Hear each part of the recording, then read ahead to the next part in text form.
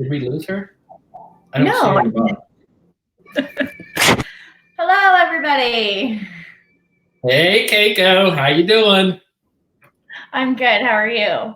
Oh, we're having a ball, aren't we? Yeah. Aren't we? What's going on in your house this week? Well, I've had too much time to think, and partly it's your fault. So, What? yeah. So yesterday you and I were video chatting about work. I forget what about work, but then you did something. You said something. I feel lucky, and you knocked on your head. And then I started thinking, where did that phrase "knock on wood" ever come from? And I've been obsessed with, why do we say let's knock on wood after we're, when we're feeling for luck? Why do we say that we have to knock on wood for luck? I don't know. I've never even thought of that. Because I always do it for, like, God forbid, knock on wood, or... Yeah. But where did it, who came up with the knock on wood? I don't know. Huh. If anybody knows where it came from. Matthew? No? Okay. My husband's in the living room, and sometimes he knows, like, random things, but he doesn't know that. What about... Schmidt is joining us from Germany. Hello! Oh, my gosh. Hello, all the way. International. That's awesome. I've had German food before. We have a very famous restaurant. Have you eaten at Schmidt's in Columbus? It's a German restaurant? Yeah. No. Oh, it's very, very good. No, I think that we have already acknowledged that Keiko is pretty much an alien here in Columbus. I don't know if you remember that. Yeah, in German Village in Columbus, Ohio, there's a... I have been to German Village because my sister-in-law is German. So when she came to visit...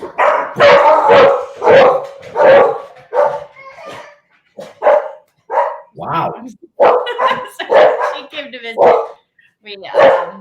Those dogs don't like your sister-in-law.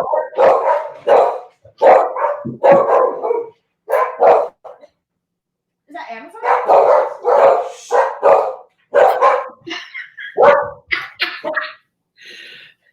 So... It's our mail lady bringing our mail in by hand and delivering the new keys to the mailbox. I think my son lost our mailbox key. Oh. Now reach at the top of the shelf. Okay.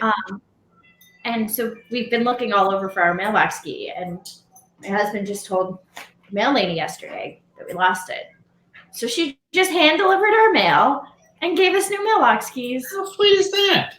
Right? There are good people in the world. Yes, there are. Coronavirus is bringing everyone together. Oh, God. What about you? What have you been doing? Your wife answered us about where knock on wood came from.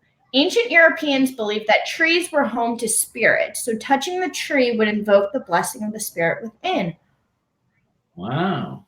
Tree spirits. Tree spirits. So, who said that? Your wife. Oh, my God. Oh, my mom said that her dog just stood up and is looking around to find out who's barking. I apologize. That was Ziggy calling. Yeah, Dudley's locked out somewhere, my dog. So. Well, it's a nice day to be locked outside. Yes, it is. I locked him out so he didn't do any of that stuff. And he always tries to climb up, so you'd see like a weird black and white nose kind of pop up, and that would look odd. Mine is trying to climb up, but one is always like sleeping right next to us. Oh, So very Ziggy. Nice. Yeah. What's your dog's name? Ziggy and Ollie. Is Ziggy named after Ziggy Ansah, the former defensive end for the Detroit Lions? No. Oh. My dad will tell you Ziggy is named after Ziggy Stardust. Oh. I will tell you I named him Ziggy after Bob Marley's son's name is Ziggy. Oh, That's who I named him after because he's my dog. very cool. So, That's awesome. This weekend is Easter. Do you celebrate Easter? We usually do, like with a family gathering, but obviously that's off. So I don't know what we'll be doing. You know, we might get Nick an Easter basket. But I mean, do you guys? So I've been trying to like search online for like how people are celebrating Easter this weekend. So anyone watching, please let us know how you're celebrating.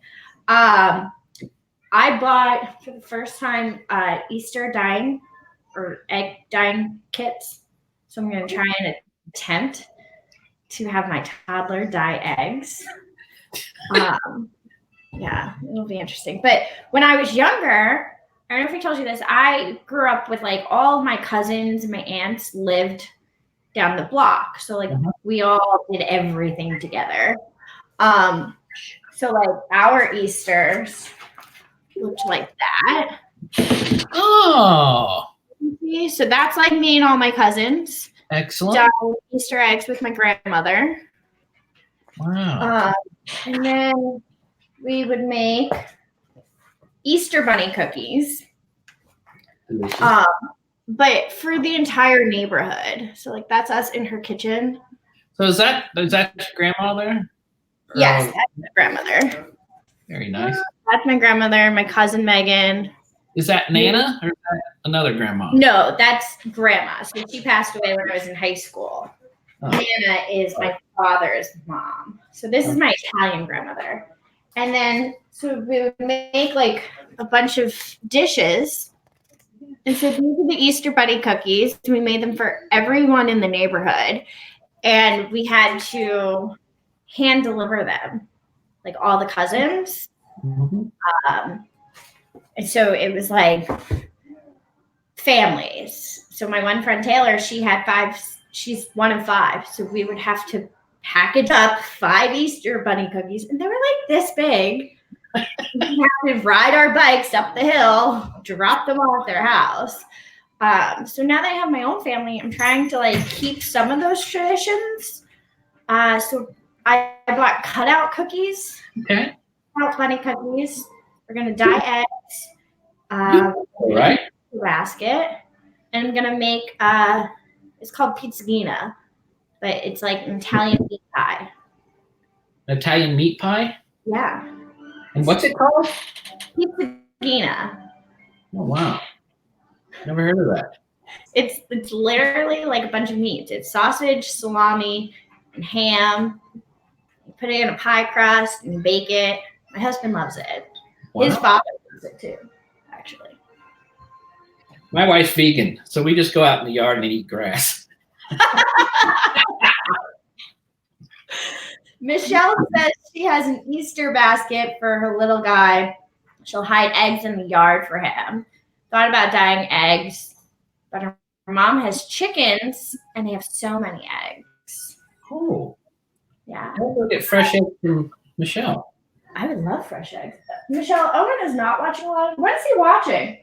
Dino Dana. Oh, we're watching Dino Dana. Oh, well, who's that? Big dinosaur house. So yeah, that's what we're doing. We're gonna try and keep some traditions from when I was little. Today's Good Friday. Today's Good Friday. What do you do during Good Friday? So when I used to be a pastor of a church years ago, back in the day, and we would have a service, usually around noon, and kind of go through a very somber service of, this is the day that, Jesus was nailed up on the cross and all of that. So, this is this what we do, like the Stations of the Cross? Thank you. I think that's a Catholic thing. Okay. And I was Methodist, so yeah. So we didn't do any of that. At least not when I was 23 at the time, so I didn't know how to spell stations. much less do whatever he's talking about. But is Easter when you do Stations of the Cross? Yeah. Oh. Okay. Well, good. So yeah, so a lot of folks I think go to, well, not this year, go to Good Friday service at noon. Usually, I saw a lot of people were doing like Zoom services though. Okay. Like virtual services. I saw a few. I shouldn't say a lot. I feel like I saw some of those. Yeah, it's pretty important day in the whole Christian calendar. So in a couple weeks, we're actually going to have a Muslim person talk about Muslim how it is to be a Muslim during this time of isolation. So I think that'd be pretty interesting. So, but other than that, what have you been cooking? Like, have you been cooking more, or has it been eating out? I love cooking. I've been cooking a lot. I baked a little in the beginning. I think I just made like pudding cookies, and then I make dinner every night. I try. Okay. So last night we had like a pasta dish with like sausage and spinach. Very nice. Homemade sauce. I've been grilling a lot. My husband's letting me grill. Oh, it's been nice knowing you. Let me. My house is still up and nothing has been set on fire. But yeah, I grilled chicken the other night. I grilled a pork roast. Oh wow! Yeah, I'm getting pretty good. No kidding. Matthew's going to get used to this. Huh? Matthew's going to get used to this, and he's going to be I like, know that's part of my issue is like we don't want him to get used to it. I have no idea what I'm making tonight for dinner, though. Now that I just realized that. uh-oh. We'll figure that out. We'll figure that out. What about you? Are you making anything? Nothing special. Yeah, I do. Well, we have 2 separate meals usually. So my wife does the vegan stuff for her, and every once in a while I'll do that. But then mostly because Nick, likes meat somewhat, he doesn't like it a whole lot. He will do more. And with Alex being home from school, he's a big meat eater. So like last night we had tacos. Ooh. Yeah. I feel like we can never go wrong with tacos. No. Although I wanted to grill, but my grill has run out of propane. So I'm scared to go to the grocery store because I'm sure that coronavirus is all over the propane tanks that are sitting there. Propane tank. Now I'm worried. So I don't want to get corona from the propane. So Understandable fear. Jennifer says she's having must go tonight. What is must go? I don't know. She must go to the store. Jennifer, me. But yeah, that's interesting having 2 different meals. I feel like that's a lot of prep. So do you cook and your wife cooks, and then everyone sits down and eats? No, because she usually gets home a little bit later and Nick is, Nick's usually hungry before that, and my wife. What's that? Nick's the 10-year-old. Yes. Okay. My wife is an essential employee, which she rubs in my face all the time. That I'm not essential, and no, she doesn't really. But so yeah, she's still out and about doing her science thing. So. Okay. Jennifer says must go means everything must go. Oh, so you're eating a bunch of leftovers. Connor, hi Connor. He's ordering food tonight. Connor is probably the king of ordering food. What's he ordering? I don't know. Connor, what are you ordering? Garrett's here. Hi, Garrett. Gare Bear. That's what I like to call him. Gare Bear? Yeah, we went to college together. Oh, really? And yeah, he was like one of my first friends. I think we met at the movie theater before college classes started. Was he the one filming you while you were doing those blooper reels? No. They're on YouTube. That was Alex Church. No, Garrett's a lovely man. Just got married, so congratulations. Oh, wow, congrats. Connor said that he's probably ordering barbecue. Oh, that's nice. Oh, that's good. Unpopular opinion. I hate barbecue sauce. You do? I do. I don't like the smell of it. It just really grosses me out. So, like you don't go to barbecue joints? Wow. No, it upsets my husband because my husband likes barbecue. Well, tell Matthew, come on over. We'll have some barbecue. I'll order it. I don't know how to make it, but. Matthew, Tony says he'll order you barbecue too. He's ignoring me. Yeah, no, he probably I ain't going in with that old dude. So, but you know what? We are very excited today because we have someone on who I have known for, I'm guessing, 5 or 6 years. Nice. And she's from the UK, United Kingdom. My first question is, I don't know what to call. Is it the United Kingdom or you could call it England? So that's going to be probably my first question. There she is. Hello, Edwina. Hi. So is it, do you say that you live in the UK or Britain or England? No, I always say England, but whenever you enter your address on anything and there's a drop-down menu, it's always the United Kingdom it comes up, because you always have to scroll right down and it's always next to United States. So, but most people just say, oh, I live in England, or even more usual, oh, I live in Yorkshire, so, like you guys might say, oh, I live in Ohio, I'm from Ohio, rather than United States. So, yeah, I don't really think about it too much, to be honest.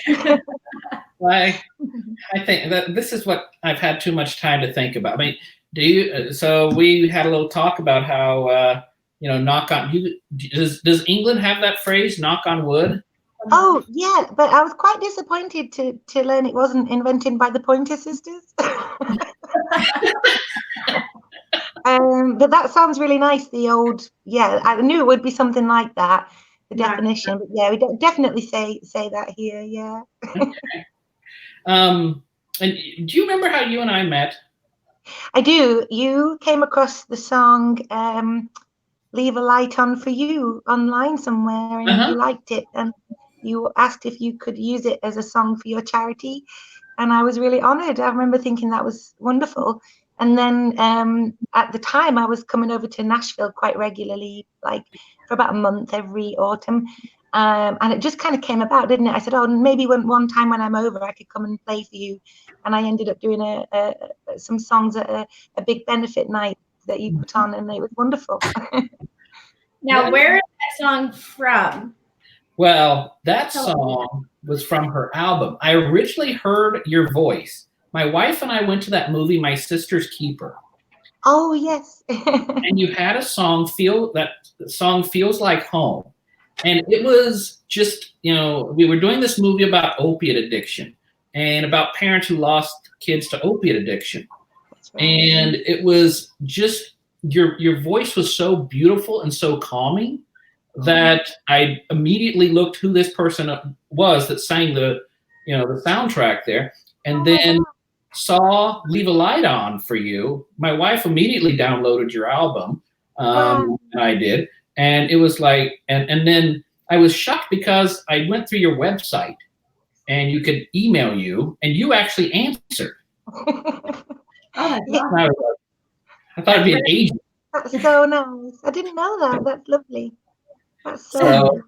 Yeah. And she is, on her, I know that there's a quote about her that she has the sweetest voice in England. Is that not true? I mean, I don't know many people from England, but I would have to agree with that. Oh, that's so nice. Notice it doesn't say in the United Kingdom. There's people in Wales and Scotland and Ireland.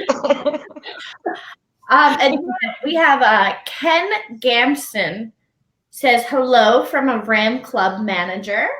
Oh, hi. Oh my God, that's a lovely folk club that I play at. I really love that one. The Oh. Ram, it's a really good folk club. Yeah. Hope you guys are all doing all right down there. And Michelle says that her 23andMe came back a few days ago, and her family is from Yorkshire. Oh, there you go. Wow, there you go. It's a small world. Gosh. So how is England handling this? I mean, are you guys locked up like we are? Yeah, we are. But I have a lot of friends in America, mainly in Nashville. So I know that you guys have been locked up a bit longer than us. So we kind of knew it was coming, but we didn't really know when. And it all really seemed to sort of get serious or feel serious here around about the weekend. It was the weekend before St. Patrick's Day. So St. Patrick's Day, I think, was a Tuesday.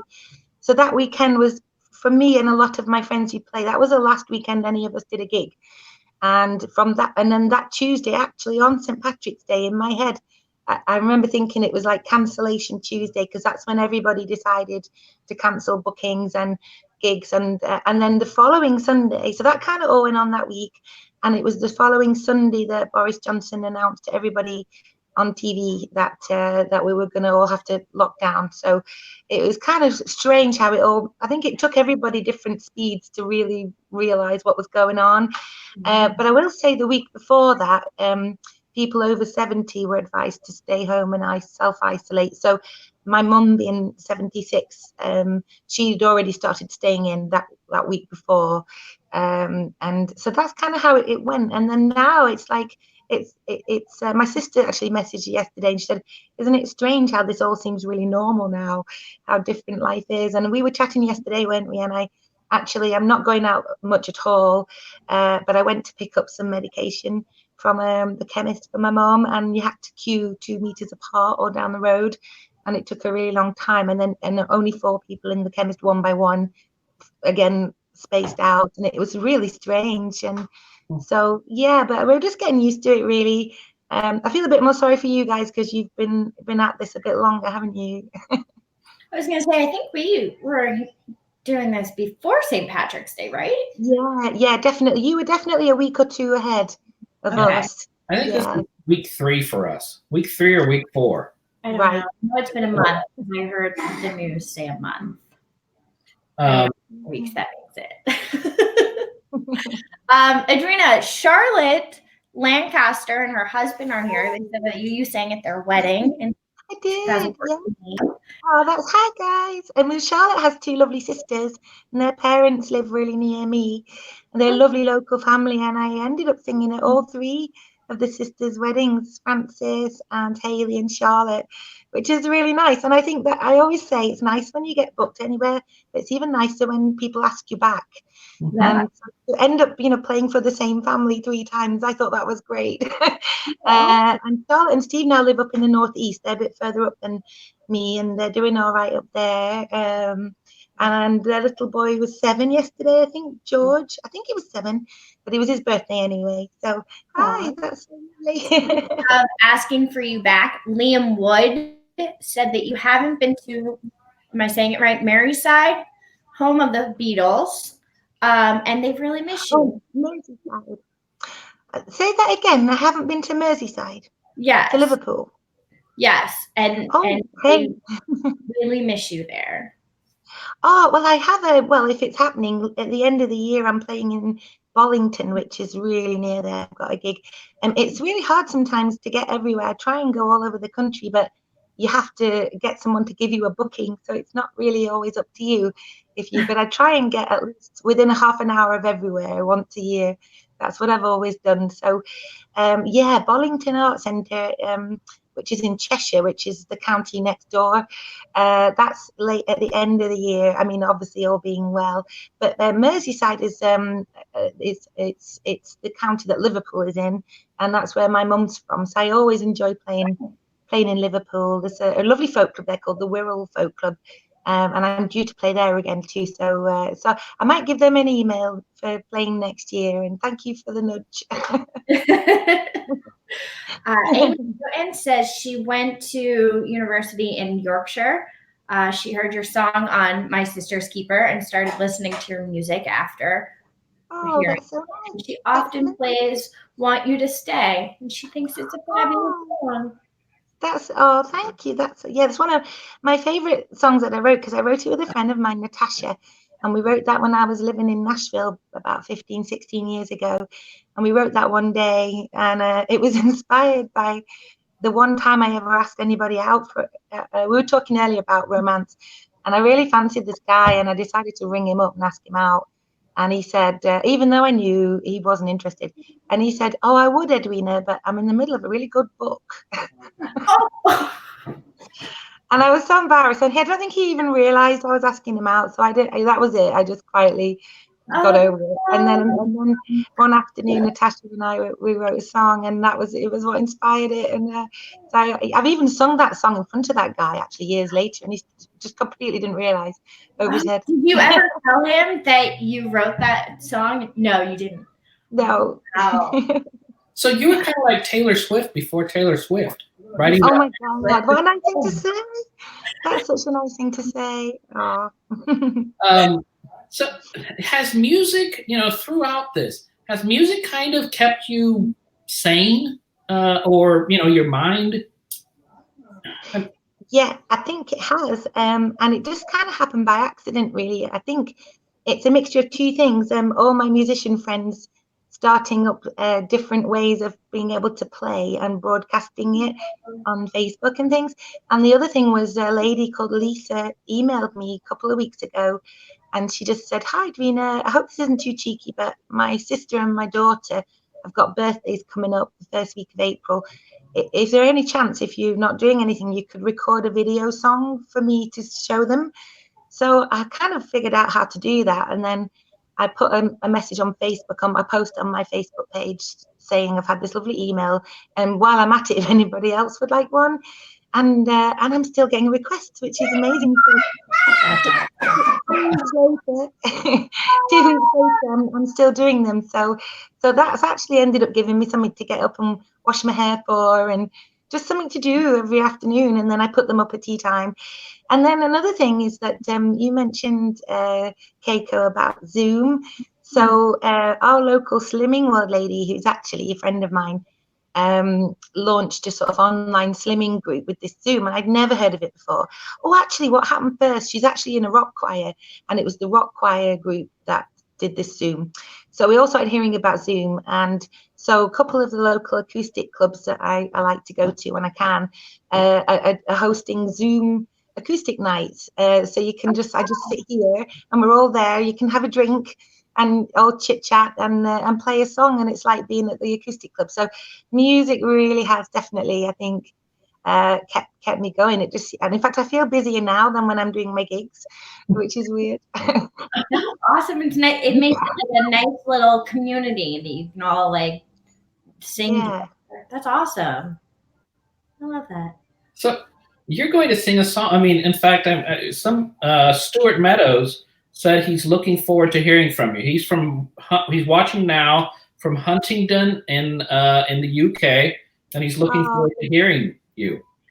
He's lovely. Stu and his lovely wife Nida have been coming along to gigs for a long time. In fact, Stu used to come before he met Nida, and I remember we were all really excited when he met Nida, and then they started going out, and then they got married.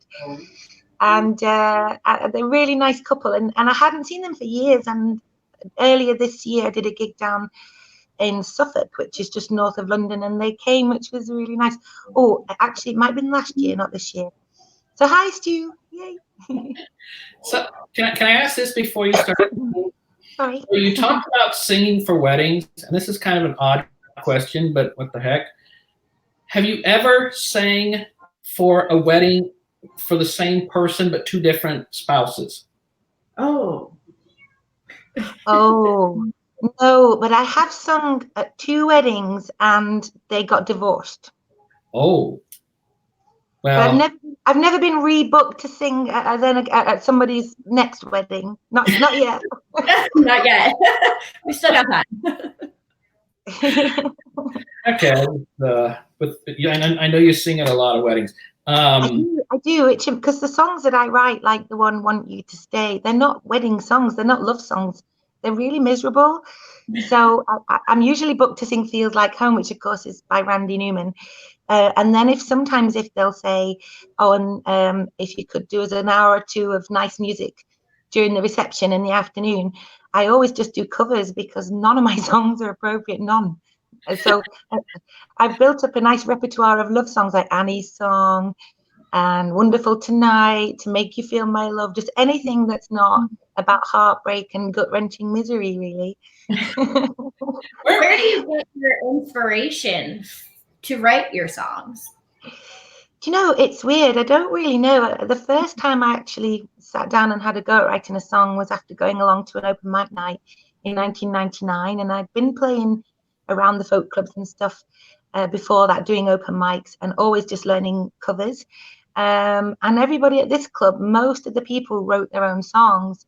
And I thought, oh, and I used to write little songs when I was at uni and I had lots of notebooks. I kind of got them out and thought I'd have a go at those, and ended up writing a whole new song called The Road, and it just seemed to write itself. It was like magic. I didn't really know where it come from, and then they all kind of came after that one by one and quite slowly.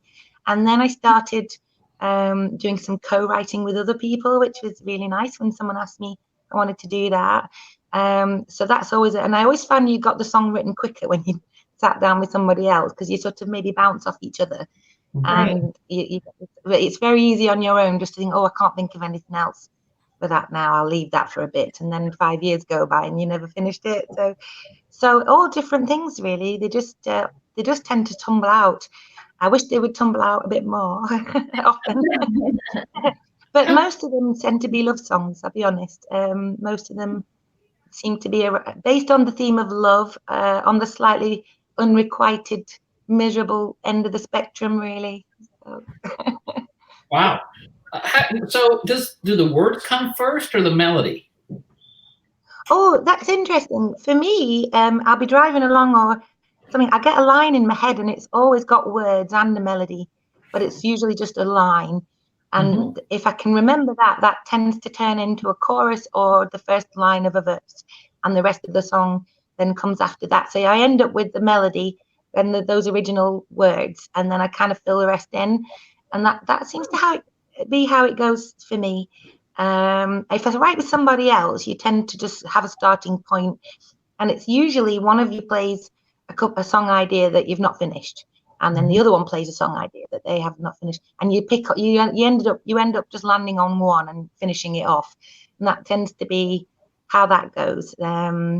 So for me, yeah, I get a line in my head like it's already a song, weirdly, and then it's kind of up to finish that off, really. So yeah. What's my favorite song of yours is "Leave a Light On for You." So can you tell us the backstory to that? Were you driving, or is that unrequited love, or however you described it, or? And that was the same thing. I got the phrase in my head, "Leave a light on for you," with the melody. And then funnily enough, I was living in Nashville at the time, and this lovely guy I know had asked if I wanted to do some co-writing. So he came over for an hour or so, and I played him. It was one of my unfinished ideas. It was just an idea. And he said, oh, I like the line, "I learned a lot losing you," for that. And I didn't like that. So we've just kind of left it. And I was like, do you want a coffee? I tell you what, do you want something to eat? And then I actually ended up finishing it myself when I got back to England, back 2005. But I credited Jeff on it because I felt like, I don't know, like an honor thing, because whenever you write with somebody, there's always a saying, if you write a word, take a third. And if you can, and even though he didn't actually write any of it, I wanted to credit him because I did present that to him. I didn't like his idea, and I'm so glad I didn't go with "I learned a lot losing you." I just didn't like that. It just didn't feel like it was the right thing for that particular song, so we left that one. So that's how that happened, really. And quite a lot of song ideas I had when I was living in Nashville, I finished off when I got back. So 2004 and 5 and into 2006 is when I wrote a lot of the songs of "Pour Me a Drink" all kind of came then. Excellent. How many albums do you have out? 2. Although the very first one, which was on a little record deal, is available on iTunes because it was just at the point when iTunes was around, and they did put it on there. So they only pressed up 1,000 copies, and then the company folded up and moved on. And I bought the copies off them. And once they'd all gone. And I needed a CD. I was doing more and more gigs, and people were saying, "Oh, we know, have you a CD?" And I said, "Oh, no." And so I decided to go ahead and make Pour Me a Drink in 2008. And I did it my way, because this record label album, they drafted in a whole big session band, and they even talked me out of playing my guitar, because they said, well, this guy, he plays more in time. And I kind of went, oh, okay.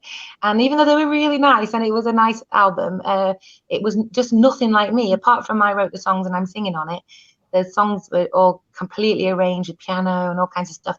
So it was a nice album, but I always used to feel bad because people buying it, they weren't getting what they were hearing at a gig. So when I made Pour Me a Drink, all I wanted to do was make an album that sounded like what people were hearing at a gig. And that, or if people heard a song off the album and came to a gig, it would be the same. And that was the brief, and I've stuck to that ever since. So that, yes, I've got two, and I'm just making another one now. What did you say? Oh, hey, look at that. Aww. Go by. Yay, I'm a bit behind. I was going to make one in 2013, which would have been 2 years after the coffee one, but then my dad passed away, and then the following year my brother passed away, and then the last few years have been just personally wise and family wise, a bit up and down. So the CD has always just ended up being pushed back. Oh well, there's plenty of time. And it got to the point where I was receiving slightly cross emails from people saying, where's this CD? Why have you not made a CD? It almost become like a joke. Oh, it's coming. But it is all recorded now, and we're just putting it together at the moment. My lovely friend Mike, who I recorded it with. So that, well, I've no excuse now. There's no reason not to make it now that we've got all this spare time. So. And I know there was a question about, is this something, this chat, is this really good for a suicide prevention charity to talk about? And I think it really is, for the simple fact that, some of the pieces of suicide are, not having anything to kind of cling to, and feeling isolated and feeling alone, and have, what is my purpose? And, talking about music, and kind of sharing your story about music and your gifts can be really actually valuable in preventing suicide. You have found, during this time of uncertainty, and it's sometimes scary, that, you found, okay, I've got my niche. You've got a routine set up again, that you're home, but now you've got this, you're doing your songs, and you're going on these virtual gigs, I guess, through Zoom. So I guess through, suicide prevention, this is why we're doing it, is let's give other people maybe an escape for maybe just an hour, and listen to music, or listen to somebody else's story that maybe helps them get through whatever kind of dark times they might be going through. So great question, Stu. Thank you. Yeah. I think music just has a way of kind of reaching everyone and kind of bringing people together and lifting up spirits. I mean, Sue Hammond says that she's followed you for many years. She met you 3 years ago. But she said that she loves your music and all the lyrics and melodies. And she says, thank you for lifting spirits in these times of trouble. So you're definitely helping people who are stuck inside and could use an escape right now. I think that's important. That's really nice. That's lovely, because when I listen to music, it's like that for me. I'm looking forward to tuning in to quite a lot of my favorite musicians. People I know, and people are kind of like me. When people used to say, oh, what records do you have in your collection and what CDs? I always used to say, well, half of it is all the old greats like Carole King, Bob Dylan. The other half is all my friends who do gigs, and they're all like their own CDs. So a lot of my friends are doing gigs, live broadcasts and all kinds of stuff, Patreon things. And I'm really enjoying tuning in. It's fantastic. You know, so that's really lovely to think that somebody feels that way. That's amazing. And I'm doing all of these videos in my kitchen with my fluffy slippers on, and I managed to do over 40 videos until one the day before yesterday. You could see the slippers, and I didn't realize till after. All those ones, the slippers aren't in shot. But anyway, no, I'm really enjoying it. It's just nice to have something, a bit of a routine, you know, because some friends of mine are working from home, and the amount, actually, even those people now are kind of being put on a furlough type thing, and but they were, you know, so one of my friends who works in and runs a pub, she put a really funny comment. She said it's really hard to get into a routine when you've never had one, because when everybody works at the weekend, I don't really have a routine. I just do my gigs, and then I just chill out in my pajamas for a couple of days, and I go do some more gigs. So yeah, it's really interesting, really interesting. But you know, some people are struggling. I've people you wouldn't expect as well, like even just friends who are really finding it tough and putting posts like, "Oh, I'm feeling really sad, really feeling the isolation today," and you think, "Oh God," you know, and it's people are really starting to feel it, and it's kind of tough. And we encourage folks to reach out to each other.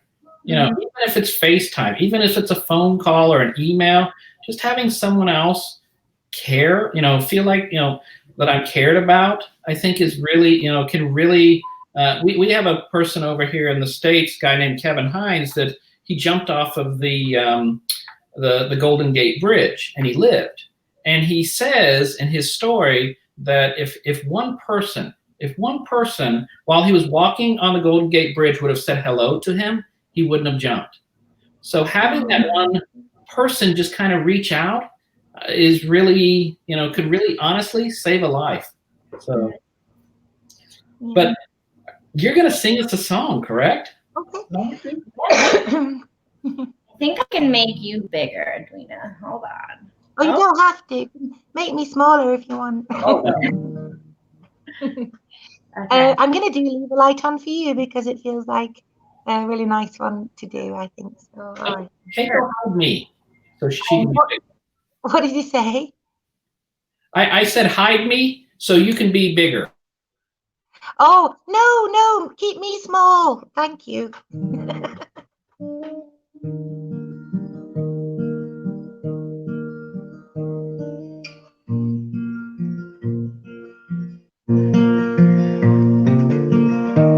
You could have had me for a song, 'cause my love was so strong. Though the years have come and gone, I'll leave a light on for you.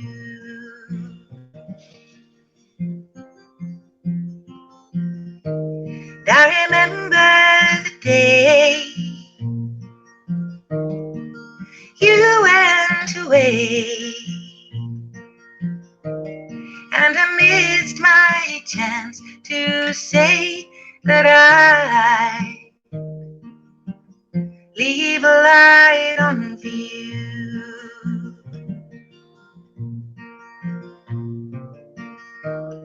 How I wish that I'd known how quickly life moves on. How I wish I'd been brave enough to try and make you stay. It was so long ago, but I still love you so. And I thought that you should know that I'll leave a light on for you.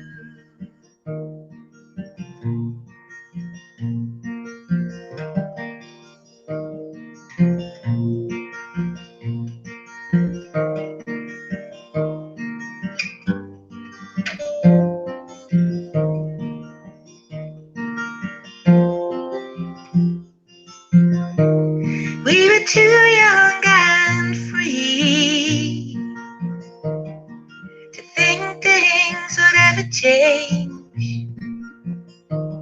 Now it's easy to see how different it all might have been. You could have had me for a song, 'cause my love was so strong. Though the years have come and gone, I'll leave a light on for you.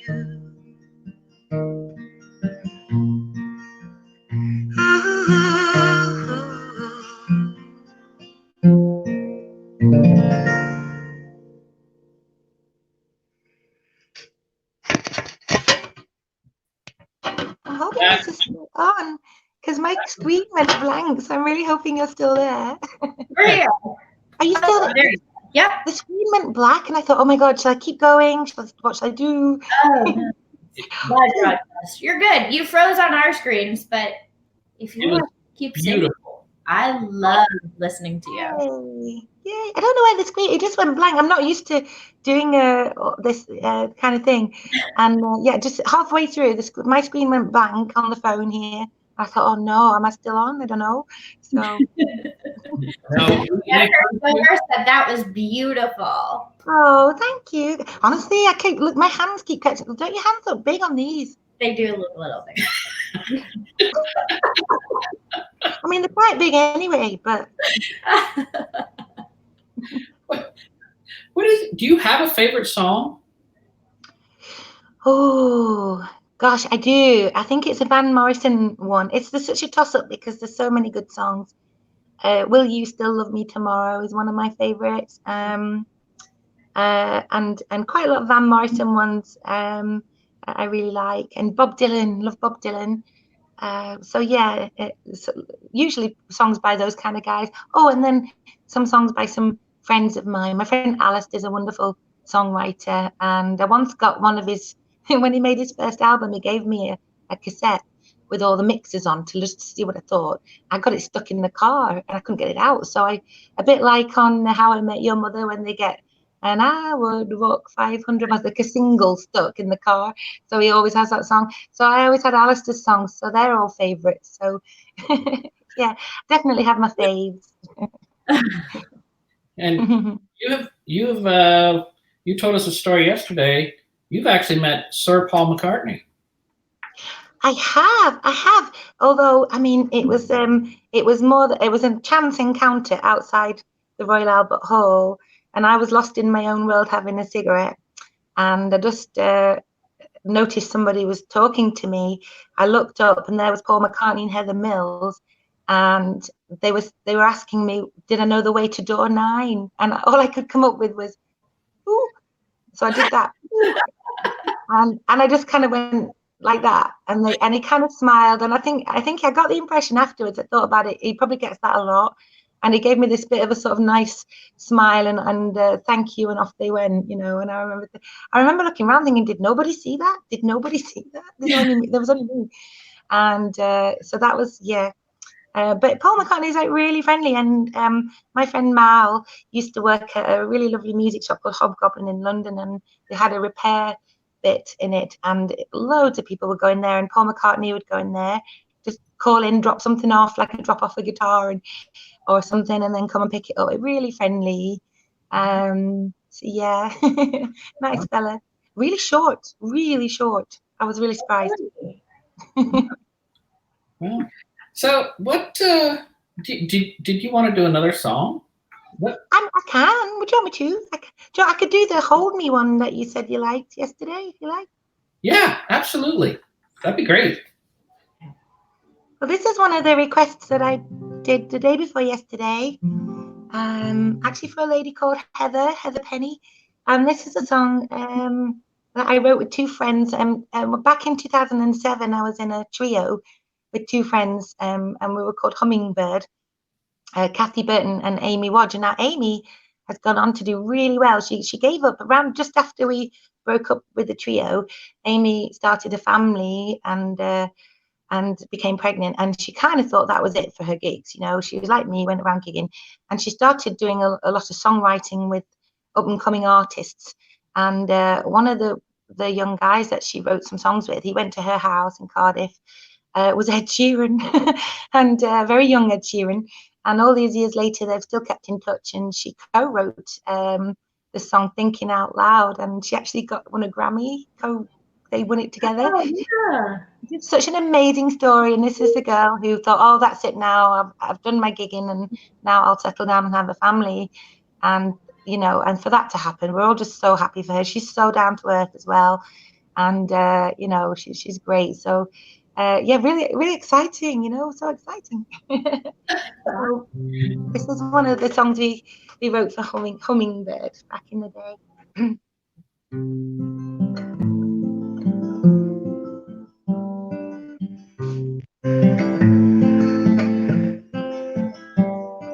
The telephone's ringing itself off the wall. Baby is crying, you've had no sleep at all. You're too tired for dreaming, give me a call. And you just can't take anymore. You're fighting for air, down on your knees. You're reaching the point where you wanna leave. You're sick of pretending everything's fine. Well, call me, 'cause I have the time. Strong, you can only be so strong. There's no shame in saying you're lonely. Wrong, you can only go so wrong. So come on and hold me, baby. Well, I'll give you laughter when your heart starts to break. Here ever after, a love's free to take. And I'll be your rock if the ground starts to shake. I'll be listening, whatever you say. Strong, you can only be so strong. There's no shame in saying you're lonely. Wrong, you can only go so wrong. So come on and hold me. You can't take any more. You're all cried out. Your heart's on the floor. You're so worn down. Ooh,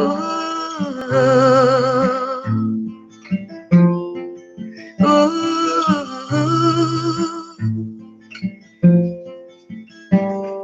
The telephone's ringing itself off the wall. Baby is crying, you've had no sleep at all. You're too tired for dreaming, give me a call. And you just can't take anymore. You just can't take anymore.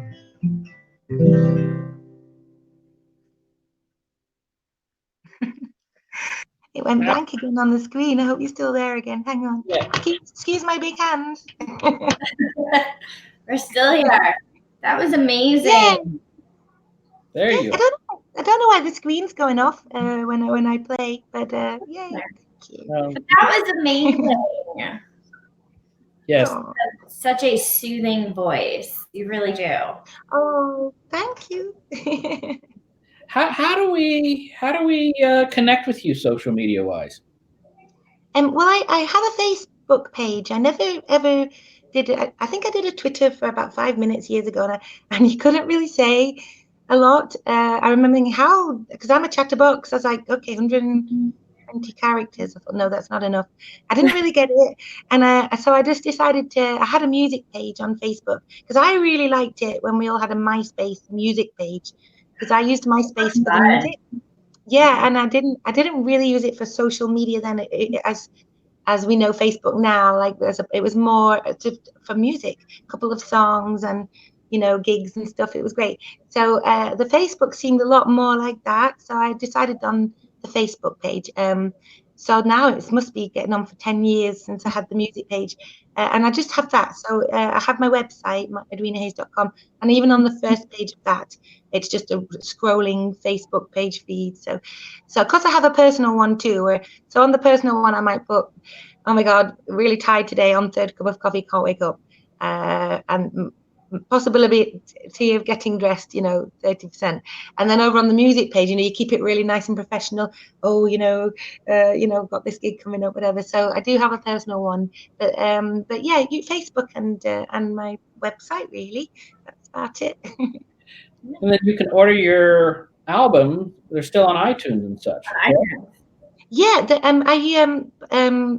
funnily enough, when you said you downloaded the album with your wife, it was really nice to hear that, because back in 2009, I decided I should have my new Pour Me a Drink album on iTunes and everywhere. And I didn't really know how to do it. So somebody suggested joining a digital distribution company, which is good for independent artists. I did actually write to iTunes, like, dear iTunes, my name is Edwina. Please may I send my CD in? And they wrote back, dear Edwina, thank you very much, but being an independent artist, you have to do it another way. I didn't know anything. So they sent me this list of digital distribution companies, and one of them was called TuneCore, and I'd heard it was quite good. So I spent a whole night uploading my whole album to it, clicking on all the shops where you could sell it. So there was back then Napster and iTunes. And so that's been really good for me, really, really good. And then when I did the coffee album 2 years later, I put that on as well, another whole night uploading them all. And then 6 weeks later, they go live everywhere. And of course, now with so many more, like Amazon MP3 and Spotify and Apple Music, they just put them on all of those for me, which is really fantastic. So so everything's available. I'm going to make the next one. I'll stick it on there as well. So yeah.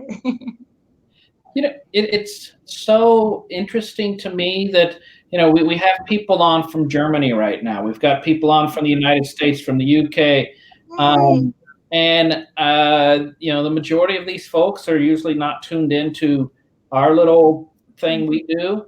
So you have so many people who absolutely love you, Edwina. And oh, that's so nice. Well, I'm really glad I can share your page on my page, because you often hear about stuff on Facebook because somebody else shares it, and it's great. It's like raising awareness. There's a really amazing, just for an example, my friend, really lovely friend of mine, and lots of my friends are friends with him. He had a stroke a year last June, and he relied on his music for a living. It was only a mini stroke, so luckily he was okay, and his income was just gone, a bit like we are now. And there was a really good charity called Help Musicians UK, which I'd never heard of. Somebody told him about that, and he wrote to them, and they covered his rent for him for a while. And during this crisis, they also set up a thing: any musician facing hardship through loss of work, write to us, and they have a fun. And who would ever heard of them? Nobody. So I was like really happy to share their stuff when they did that for Dave, because Dave said the one thing he wanted to do for them that he could do was spread the word about them. What a great thing, So yeah, very happy if a few more people hear about the charity. Yay. How much do you miss the people at your gigs? Oh, I do. I miss it because I like gigs. That's my favorite thing, But I'll be honest with you, I do make the CDs because people want them.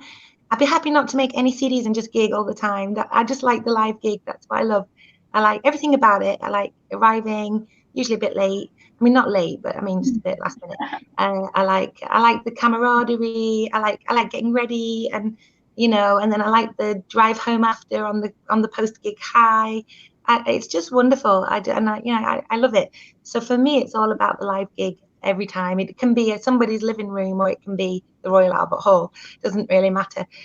So I am missing that, I'll be honest. So it's been nice doing the videos, and then being able to kind of interact a bit and put somebody's name. This is for John and Wendy, whatever. So yeah, So I'm missing it. It'd be really nice. Although I was saying that, you can really get used to this. And when we all actually have to go out and do stuff again, there is probably a part of me that's going to be like, oh, we actually have to go out and do things outside. That's a bit of a drag. So yeah, just still just kind of adjusting, really, I think. When you, how did your, when so many people do, are fans of yours, how do you not let your head get big? Oh, well, you're making me out to sound ever so famous, and I'm not really. I'm really not. You're so lucky. I don't think it's possible to have a big head when you live in the north of England anyway. You just, I don't know. No, just for example, I did actually once perform at the Albert Hall, and afterwards, and obviously my mum and my family were really excited. But my mum said, "Well, I thought you were lovely. You did really well, but I do wish you'd worn that other top. It was much nicer." So, and things like that. That kind of, it's a very northern thing. You can't really have a big head. Yeah. Oh no. And I think as well, I know so many amazing musicians who are amazing. I just feel so proud to be among them, and I just feel lucky to do what I love to do for a living. It's there's always someone better than you, and there's always someone not as good. It's like Slimming World. You walk through the doors at Slimming World and take a seat feeling like really nervous, and there's always someone who has it worse, and there's always someone who has it better. So it's a good leveler. So none of my friends and the people I really love have a big head about anything, and they deserve to have one. So yeah. And so you talk about your songs being about heartache and kind of the I guess breakups, or the love that is not returned type of thing. Yes. Is that, I'm guessing that some of that is built in, we all have experience. I mean, is that how you deal with, love, heartbreak and all, and that type of stuff? Is music? Well, I have had a lot of crushes over the years, so I think I know how that feels when you like someone and it's, that it's not reciprocated. So, and I mean, going back to being really little and liking Adamant and Morton from Aha and people like that, that kind of crushy feeling. So, I haven't thought too much about it, to be honest, but I can definitely relate to all that. And I think the songs I like to listen to the songs I write tend to be very along the same lines of the ones I really love. I love, Carole King, Mindy Smith, and Sean Colvin, and that's the kind of song I like to listen to. So that's probably a big influence. Nancy Griffith, those kind of love songs, which are really on that unrequited theme. I like that theme, so maybe that's why they come out that way. But I've had a lot of crushes. Yeah, lots of crushes. I'm just a bit worried about my battery. It's saying that it's gone down to 6%. So I didn't know if I should flip my phone and try and plug it in.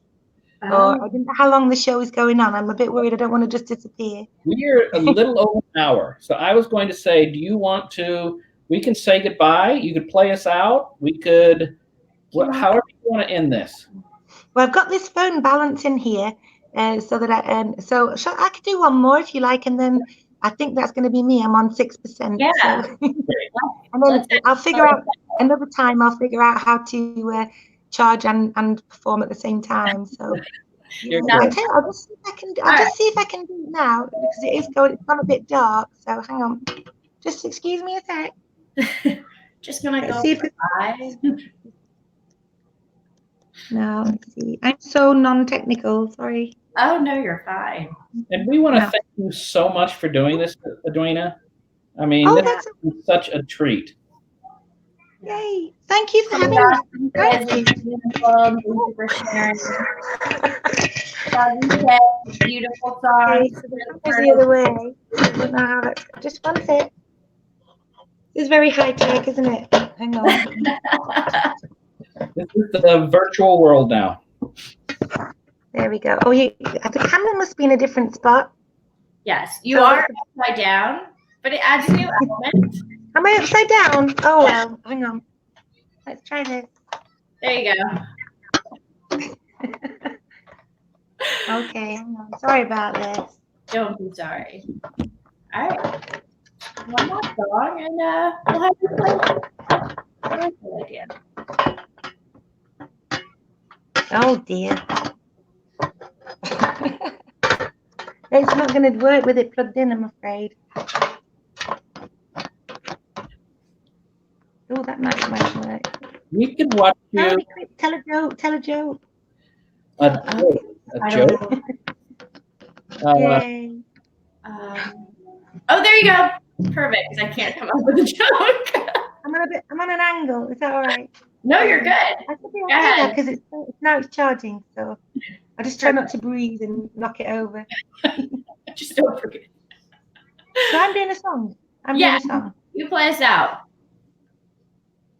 Is it okay to do a Bob Dylan one? Please.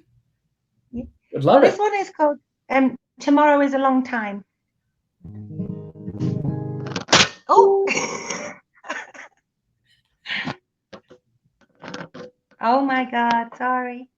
We're good. It was all going so well. You're doing wonderfully. All right then.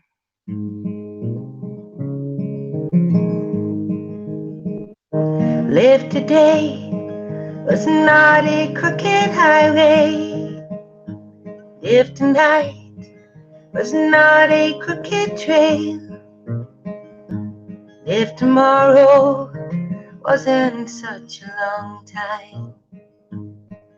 And lonesome would mean nothing to you at all. And only if my own true love was waiting,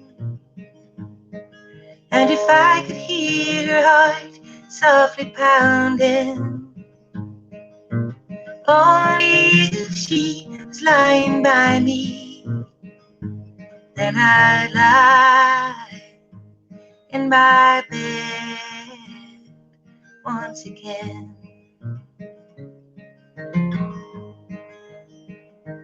I can see my reflection in the water. I can't speak the sounds to show no pain. I can't hear the echo of my footsteps, or remember the sound of my own name. Oh, and only if my own true love was waiting, and if I could hear her heart softly pounding, only if she was lying by me, then I'd lie in my bed. Oh, heck. I'm just going to unplug it a minute. Hang on. Because I think I might just have enough now to finish this little bit. Oh, that's so funny. Okay. Okay, hang on. 9% it says. All right. In my bed once again.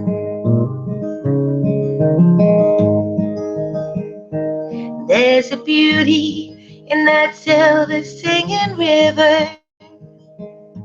There's a beauty in that sunrise in the sky.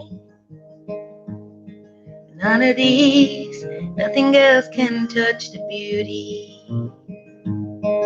that I remember in my true love's eye. Yes, and only if my own true love was waiting, and if I could hear her heart softly pounding, only if she was lying by me, oh, I'd lie in my bed once again.